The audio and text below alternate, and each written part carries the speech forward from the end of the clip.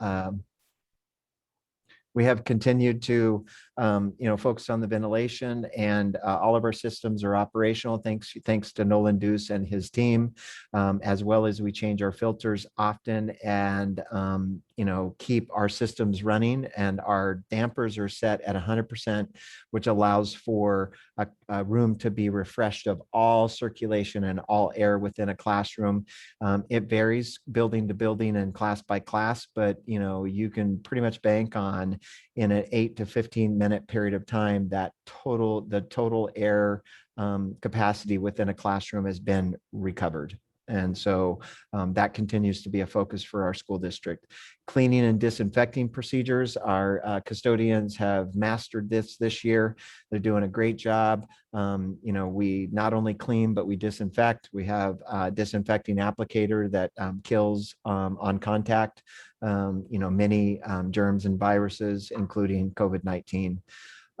We also have to continue to respond to COVID cases. Our nurses this year have done a phenomenal job of identifying, positives by way of communicating with families, and then contact tracing and working with the health department. We will still have to maintain that commitment as a mandatory mitigation strategy next year. And then meeting the reporting requirements, which the law requires us to report positive cases to the Clallam County Department of Health. Those are what we are being required to do as a mandatory mitigation strategy. What is now the physical distancing is a recommended mitigation strategy. And right now you can see that, we are in the classroom. The recommendation is 3 feet physical distancing in classrooms, which is half of what was expected this year, and 6 feet everywhere else. That's what's being recommended by the Department of Health today. But an important statement here is the very next page, which says schools also, must have a contingency plan that does not include physical distancing. So therefore, when it becomes less restrictive, there's potential that the social distancing requirements could go away this summer, is the way I read that. And finally, it does indicate here that physical distancing recommendations should not prevent a school from offering full-time in-person learning to students and families in the fall. Therefore, I've said it on the radio, I've said it in our communications out of our communications office, and at each of these virtual luncheons. The Port Angeles School District is coming back to school in the fall full-time, 5 days a week, and offering the full offerings to our students. So, we are going to work hard this summer as this landscape continues to change. But again, I think it's going to become less restrictive, but we'll deal with, whatever it, comes our way. But we're really excited to be able to offer full in-person instruction next school year.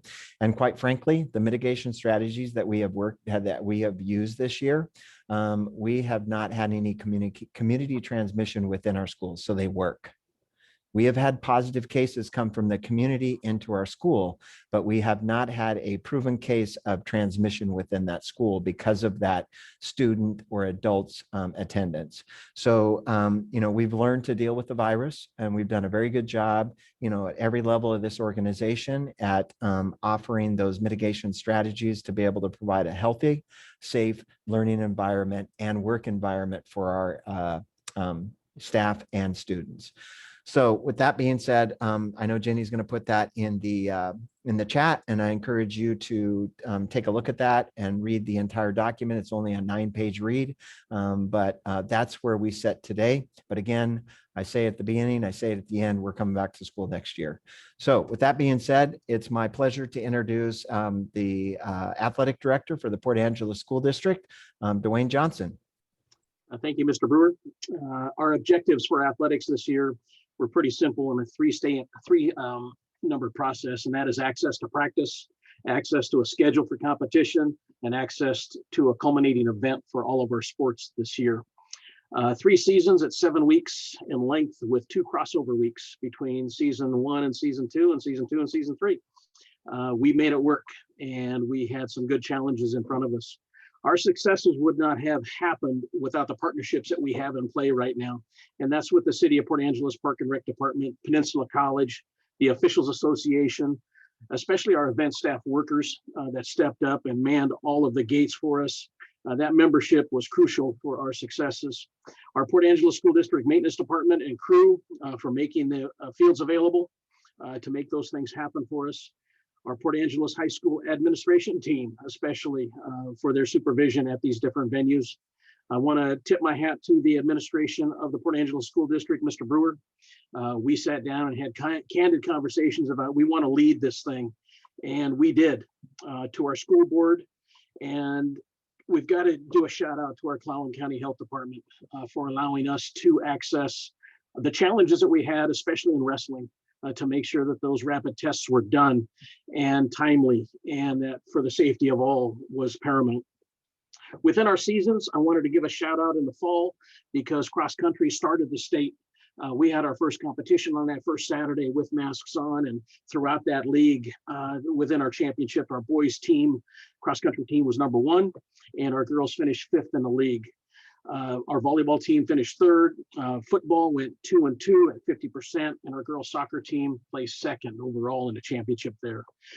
During the winter season, softball was 1st place in league, baseball was 2nd place in league, soccer was 4th place.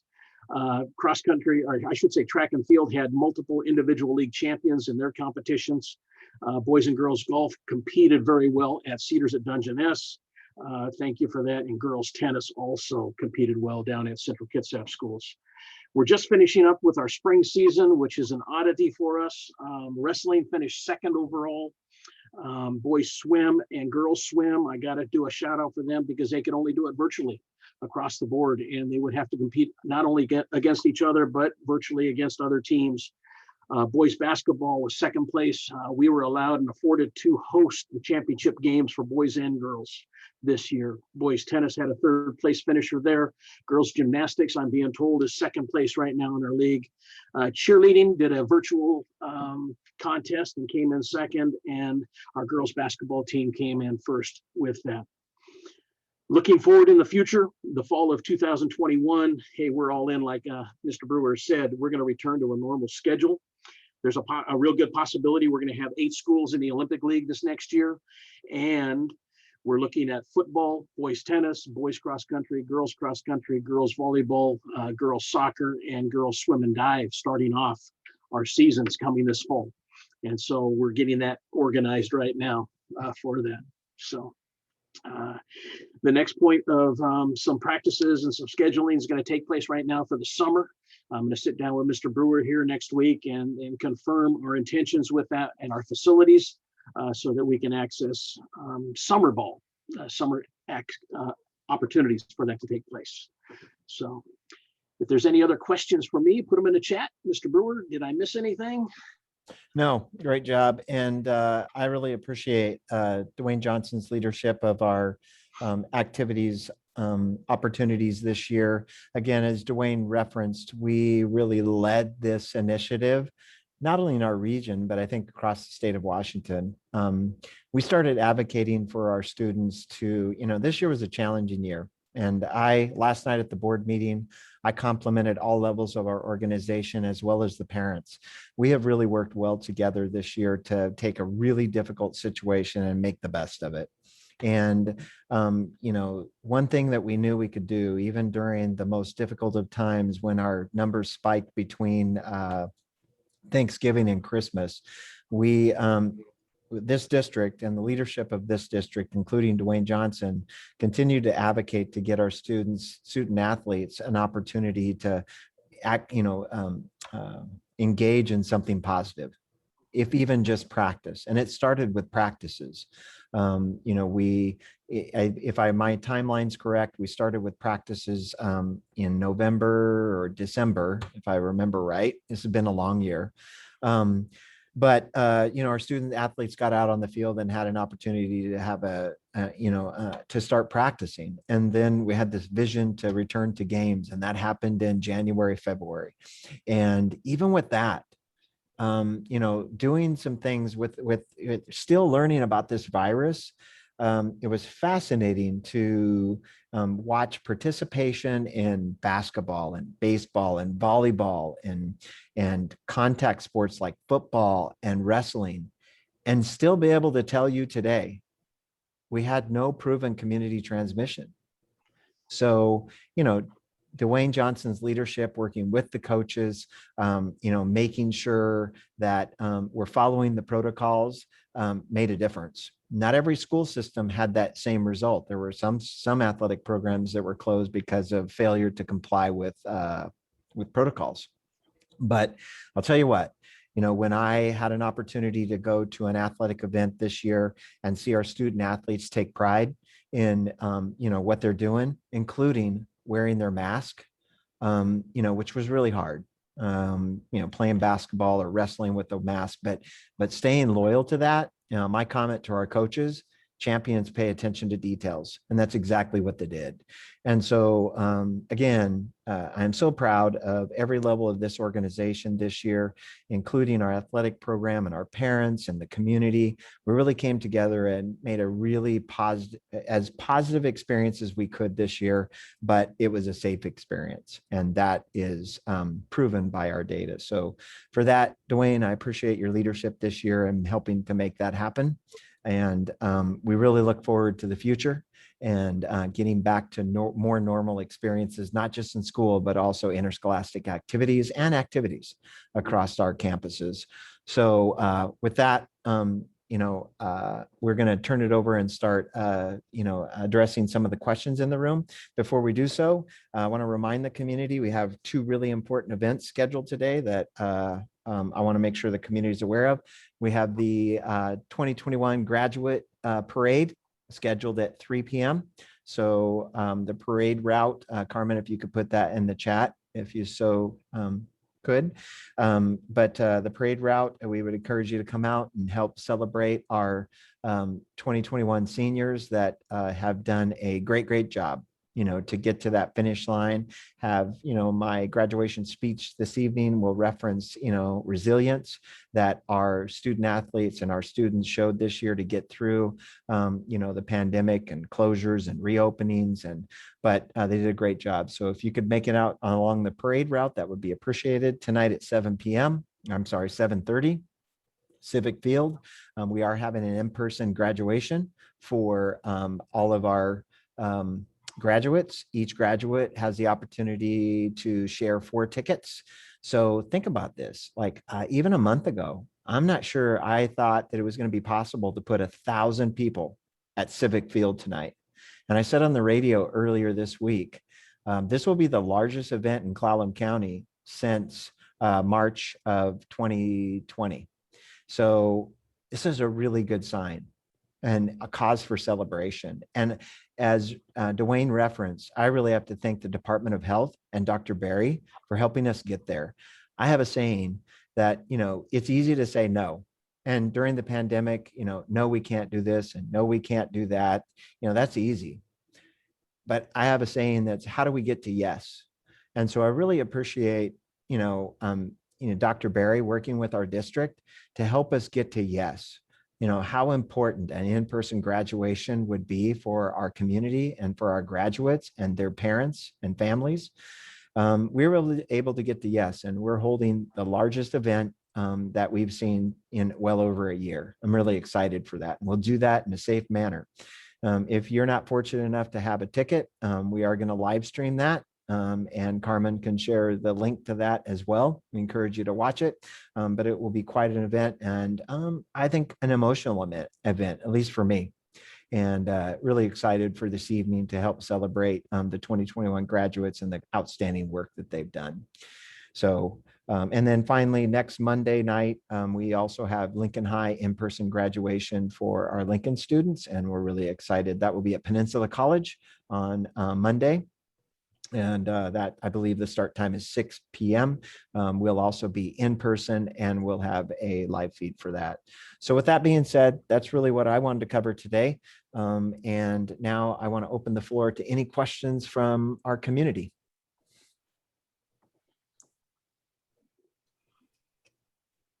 Those are coming in. We did have an email come in from an anonymous parent to Dwayne, thanking you for bringing sports back and boosting their students or their child's mental health.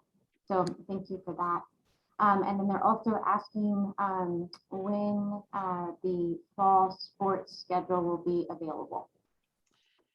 Yes, the scheduling, we have them in a draft form right now, and we're going to be presenting those to our principals as soon as the membership of the league is confirmed. And so we'll have those out, I'm hoping by the end of this month for sure, okay, for contest dates, so that we can work with our transportation department and get those schedules out so we can transport kids to and from events with that. And then also our officials association, so that we can get officials for those games. And then will they be able to, will we post that on the PA Rough Riders page? Is that where? Yeah. Yes, yes, we will get that posted there. PAHSroughriders.com. So. Thank you. Jenny, did you have any questions coming on your side?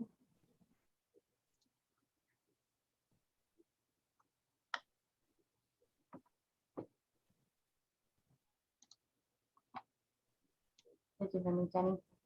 Sorry? I said, did you have any questions coming on your side? I don't have any on this side, no, sorry. Thank you.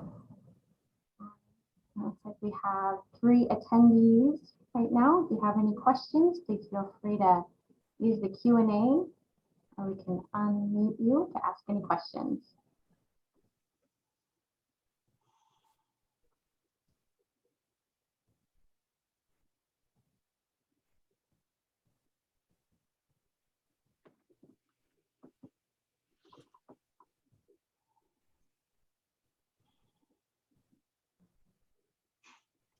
Want to give it a little bit more time, Superintendent Brewer? Yes, please. All right. It's the dead air. It kills me. I have a really hard time with.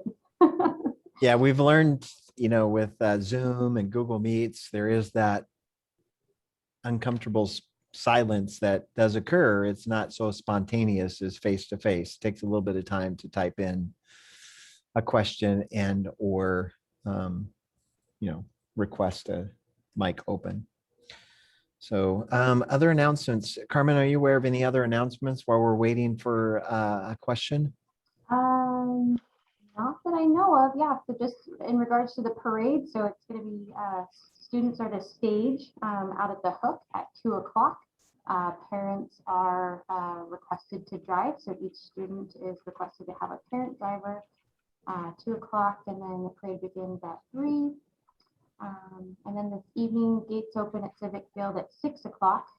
So it's nice and early to get your spot and to socially distance and your pod that you'll be sitting with.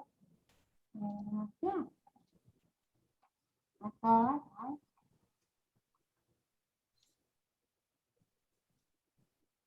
Hey, Jenny, can you pull up the spreadsheet from last night regarding the grass versus turf field? I can outline that in today's meeting. Yes, of course.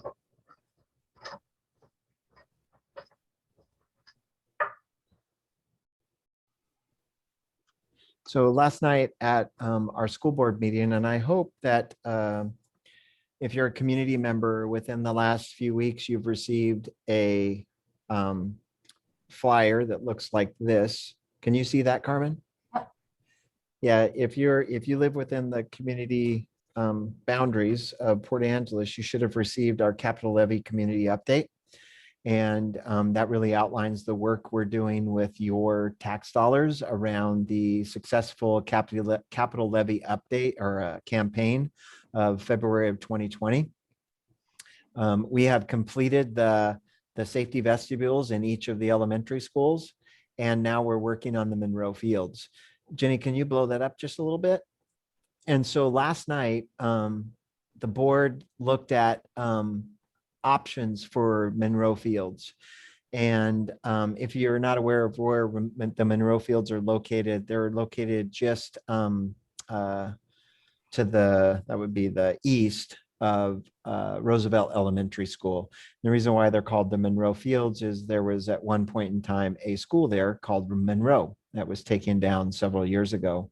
there's always been a strategic plan, or there's been a strategic plan in our district for many, many years that has included providing fields, play space, athletic fields that can be used by school and community on that site. So a part of the 2020 February election included upgrades to the Monroe Fields. So last night, the board, considered grass versus synthetic fields at Monroe, the Monroe site. And so really what this does is we started to have a conversation around what the fields will look like at Monroe. We have what's called a Port Angeles Capital Advisory Committee that has some school staff on it and some community members on it. And so those community members applied for a seat on this, what we call a PACAC, Port Angeles Capital Advisory Committee. And so the community the community representatives, Sean Worthington being one, really started to advocate for the district needs to look at a long-term investment of the grass versus synthetic fields. And, we really need to make a wise long-term, commitment to this site. And, is grass really cheaper than synthetic? So, when we went through this exercise, it was really an eye-opening event for me and also Nolan Deuce, and really something that we shared with our board last night that led to a decision on grass fields versus synthetic field. So if you just simply take a look at, Jenny, can you move to the right just a little bit? This is just move to the right a little bit, Jenny. So we can, there we go. So the top is grass fields and the bottom is a synthetic field. There's no doubt, and synthetic field is more money up front, okay? But if you start weighing in all of the cost that associated to maintaining and watering a grass field, you can see here that over a course of a 15-year period of time, so from 2021 to 2035, a grass field, which will include the initial investment of the grass field, and then the maintaining of that grass field, which includes the water, which is the $40,000 a year here. And that is a true number. Because this is a sand-based field, the water has a tendency to just drain right through it. So you have to water it every day. And sometimes multiple times a day. And then with a grass field, you also have to, if you're going to have a quality grass field that's maintained, that's ready to play on, you have to have staffing that manages that. The district has softball fields out at Dry Creek that we spend $30,000 a year for water, and we spend about a half-time employee maintaining that, i.e. watering, fertilizing, maintaining, and it takes a commitment to keep that facility in the shape that, a softball team or a community-based team would expect to be able to get on that field to play. So if you just pencil that out, and you go 15 years out to 2035, the initial investment and maintaining it over the course, which really includes the water and the people time, or the staffing time to carry out that work, over a 15-year period of time, it would be $2.8 million. Now, a synthetic field on the other side is obviously more money up front, because here you can see for a grass field, you're going to be talking right around, $400,000 to do the work, flatten the field, plant the seed, put in the irrigation system, etc. Obviously, a synthetic field is more money up front, but over time, over a 15-year period of time, you can see that that investment is less than a grass field. Why? Because you don't have the watering, which is $40,000 a year with an escalation clause.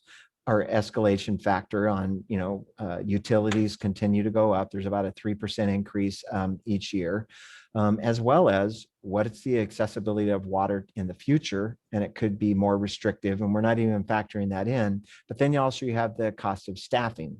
Here you don't have either of those. You have some cost of, equipment to maintain the field, and a synthetic field, about once a week, you have to go through and you have to brush it. And just keep the synthetic fibers from being trampled down and sticking down. You just refresh it. It's like sweeping a rug, so to speak. So really that takes a matter of minutes to drive a sweeper over that and maintain it. And every once in a while you got to add some sand to it. But over the course of a 15-year period of time, you can see that the investment is less. And that includes, this is the kicker for me, this last item right here, and you can't quite see it here, but this is a full replacement of the athletic turf or the synthetic field. It's $514,000. Now it costs more money up front because you're creating the base, you're bringing in rock, you're bringing in the drainage system, et cetera. But the cost of the actual carpet or the turf itself, ends up being about $382,000. But over time, with escalation of fees and et cetera, we're ballparking that in 2035 for that same product, it's going to be about $514,000. But the kicker here is we know that a synthetic field has an 8-year warranty, but if you take care of it, you can get about 15 years out of it. This synthetic field, markup includes the replacement of that field after 15 years, and still it's less than maintaining and establishing a grass field. So in summary, from 2036 on, it only gets better. Every year we're saving approximately $100,000 of operational costs, which come in the form of primarily water and staffing. So long-term, it's the right investment for our community. And, as we were having this conversation in the Port Angeles Capital Advisory Committee, and the community was asking questions, Sean Worthington and some other, Mike French and Tara Horton, were asking questions around, the why. We were trying to explain to them, well, capital funds come from a different funding source than operational funds. But to the community, and the community's their response to us was, the community really doesn't care about that. Taxpayers' money is taxpayers' money. And so really, if we can get beyond the initial investment of capital, on the operational side, it saves us money in the long haul, which is really an important concept. So last night, we took this information and other information to the board, and I am excited to tell you that the board did take action and establish a budget that would allow for us to implement a synthetic field at Monroe Fields. And it will be plumb for lights. It will not include lights, but we will include the conduit to add lights at a later date, potentially finding another community organization that wants to help us, to do that. So big day for Port Angeles. And I know there were some coaches in the room last night, and they were really excited to know that their kids, were going to be able to experience what many kids across the Pacific Northwest have today, synthetic fields to practice on and play on. So really big day. I know there's a lot of excitement, but this spreadsheet really tells the story. And long-term, for the generations of leadership, the generations of students and coaches, long-term, especially after 2035 and beyond, it's really a wise investment and will really help us in the long haul. So pretty exciting day. So Jenny, you can pull that down. Carmen, do we have any other questions? Nope, not at this time.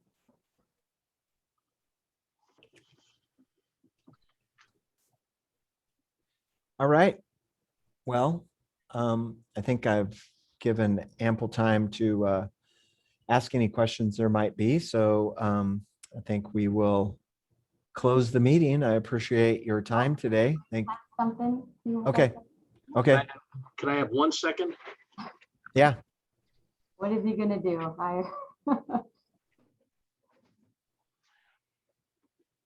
Oh. This has been on my wall for 8 years.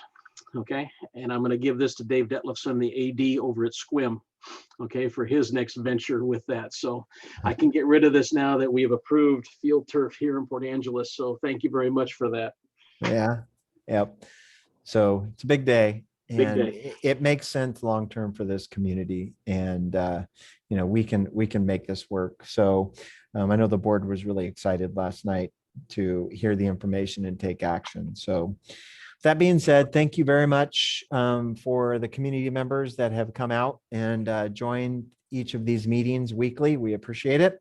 I think it's been a nice means of two-way communication during the course of this school year, and we will do more of this in the future. I think it's an important part of staying connected and, having two-way communication with, constituents across the district. So I appreciate you taking your time.